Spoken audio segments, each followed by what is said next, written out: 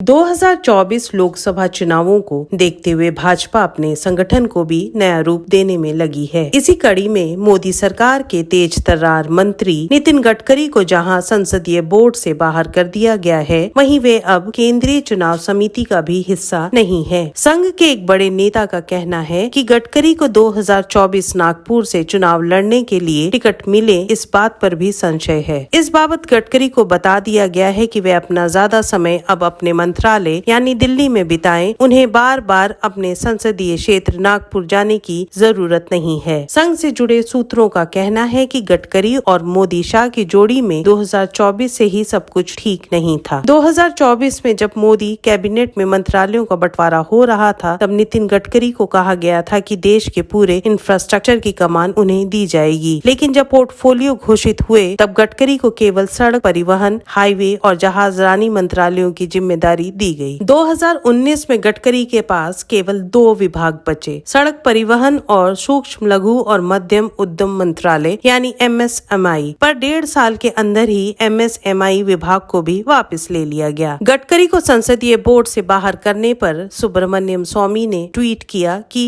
भाजपा के शुरुआती दिनों में पदाधिकारियों के पदों की भर्ती के लिए पार्टी और संसदीय दल के चुनाव होते थे। पार्टी संविधान के अनुसार यही होना चाहिए, लेकिन आज बीजेपी में कोई चुनाव नहीं होते। हर नामांकित पद के लिए पीएम मोदी की मंजूरी की जरूरत होती है। MSP के प्रवक्ता ने गडकरी को संसदीय बोर्ड में शामिल न करने के पीछे कहा कि एक राजनेता के रूप में उनका कद काफी बढ़ गया है। जब आपकी योग्यता और क्षमताएं बढ़ती हैं और आप उच्च पद के लिए चुनौती पेश करते हैं, तो भाजपा आपके कद को छोटा कर देती है। दरअसल भाजपा नेतृत्व को गडकरी से चुनौती मिलती उस वक्त दिखाई दी जब नागपुर के अंग्रेजी अखबार में केंद्रीय मंत्री के हवाले से खबर प्रकाशित होती है, जिसमें लिखा था, मेरे साथ 252 सांसद हैं। मैं कभी भी भारत सरकार का तख्ता पलट कर सकता हूं, लेकिन मैं अपनी पार्टी भाजपा के प्रति वफादार हूं, इसीलिए ऐसा नहीं करूंगा। जैसे ही खबर छपी, गुप्तचर एजेंसियां सक्रिय हो गयी और उनकी रिपोर्ट में शक की सुई नितिन गडकरी की ओर घूम गई। इस खबर के बाद ही महाराष्ट्र की महाविकास अघाड़ी, जिससे गडकरी के संबंध अच्छे थे, भाजपा के टारगेट पर आ गई। वैसे भी नरेंद्र मोदी और नितिन गडकरी के रिश्ते कभी भी मधुर नहीं रहे। जब 2009 में नितिन गडकरी भाजपा के राष्ट्रीय अध्यक्ष बने, तो भाजपा के इकलौते मुख्यमंत्री नरेंद्र मोदी उन्हें बधाई देने दिल्ली नहीं पहुंचे। वहीं गडकरी ने नरेंद्र मोदी के कट्टर विरोधी संजय जोशी को आगे बढ़ाया, जो मोदी को नागवार गुजरा। नितिन गडकरी ने संजय जोशी को 2012 में जब यूपी चुनाव का संयोजक बनाया, तो मोदी को ये बिल्कुल पसंद नहीं आया और इसी कारण वे यूपी में चुनाव प्रचार करने नहीं गए। इसके बाद 2012 में भाजपा के मुंबई अधिवेशन में नरेंद्र मोदी ने संजय जोशी के इस्तीफे की मांग कर दी। स्थितियां ऐसी बनी कि दबाव के चलते ना चाहते हुए भी गडकरी को संजय जोशी से इस्तीफा लेना पड़ा। वैसे भी गडकरी सार्वजनिक तौर पर मुखर रहते हैं, जो भाजपा नेतृत्व के साथ संघ के लिए भी मुफीद नहीं रहा। गडकरी के विपक्षी दलों में भी संबंध अच्छे रहे हैं। मोदी सरकार के गडकरी एकमात्र मंत्री हैं जिनकी सभी दल तारीफ करते हैं। वैसे भी सोनिया गांधी और राहुल गांधी गडकरी के कामों की तारीफ भी कर चुके हैं। अपने अनुभवों के आधार पर गडकरी मोदी के लिए चुनौती बन सकते हैं। सो भाजपा नेतृत्व और संघ गडकरी के पर कतरने में ही अपनी भलाई समझता है। वैसे भी भाजपा में गडकरी के पर कतरने से नंबर 2 अमित शाह की राह भी आसान कर रहे हैं। वैसे भी मोदी और शाह के इस कदम के बाद भाजपा के सभी सांसदों को संदेश चला गया कि वे अपनी राजनीति बचाए रखना चाहते हैं, तो गडकरी से दूरी बनाकर रखें। हमारे वीडियोस को देखने के बाद लाइक और सब्सक्राइब करना बिल्कुल ना भूलें।